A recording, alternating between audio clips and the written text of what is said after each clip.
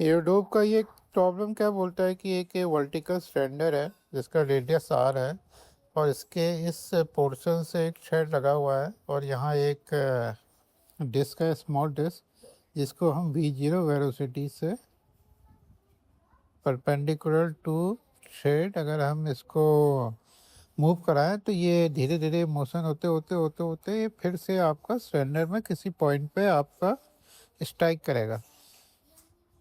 तो कितने देर में ये उस पॉइंट में स्ट्राइक करेगा ये हमें निकालना है।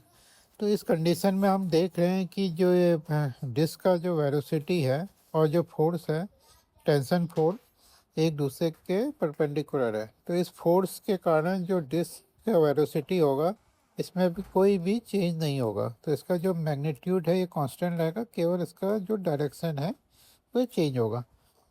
ओके, तो हमारा जो फोर्स और वेलोसिटी एक दूसरे के 90 डिग्री है, तो इस जो टेंशन फोर्स होगा इसके द्वारा जो वर्क डन किया जा रहा है वो आपका कितना होगा, जीरो होगा। तो वर्क एनर्जी थ्योरम से हम समझ सकते हैं कि जो हमारा सिस्टम का जो काइनेटिक, क्योंकि वर्क डन जीरो है तो हमारा सिस्टम का काइनेटिक एनर्जी जो होगा वो आपका कांस्टेंट रहेगा। ओके, तो इसी कॉन्सेप्ट को हम यूज़ करके इस क्वेश्चन को हमने सॉल्व किया।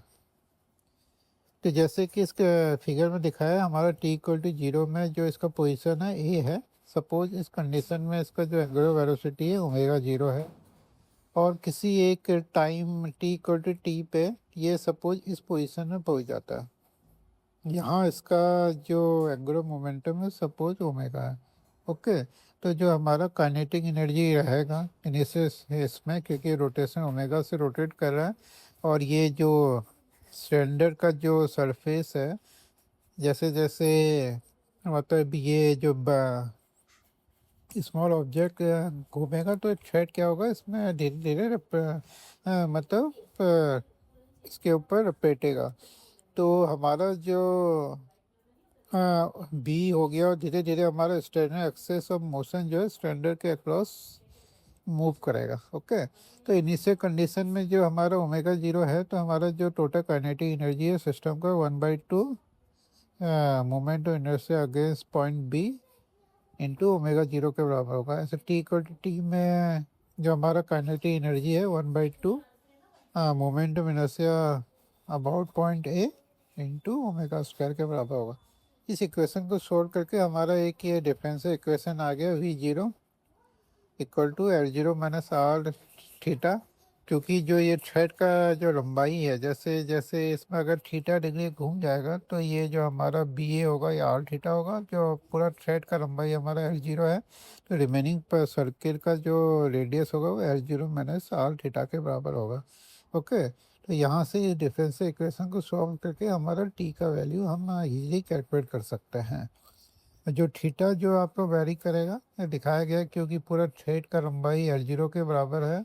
तो हमारा आर थीटा जो इस आर्क का लेंथ है सर्कमफ्रेंस वो एल जीरो के बराबर होगा। तो थीटा हमारा जीरो से लेके एल जीरो बाई आर तक वेरी कर रहा है।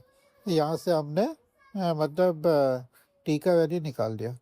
दूसरा, इसी क्वेश्चन को हम एक दूसरे तरीके से भी सॉल्व कर सकते हैं। क्योंकि जो हमारा फोर्स है वो वी जीरो के परपेंडिकुलर है तो वी जीरो का मैग्नीट्यूड हमेशा कांस्टेंट रहेगा। तो हमारा suppose t equal to t zero में जो पार्टिकल है सपोज ये डी पोजीशन में है, ठीक। तो डी पोजीशन में इसका जो एंगुलर वेलोसिटी है उसको हम निकाल सकते हैं। डी जीरो पे हम इसका लीनियर वेलोसिटी वी जीरो का वैल्यू कैलकुलेट करेंगे। तो अगर इसमें विद रेस्पेक्ट ओ अगर डी का जो एंगुलर वेलोसिटी होगा v D equal to omega into radius O D है। यहाँ से हमने वी जीरो का वैल्यू कैलकुलेट कर दिया तो हमारा सेम डिफरेंशियल इक्वेशन आ गया है जिसको हम सॉल्व करके टी का वैल्यू निकाल सकते हैं।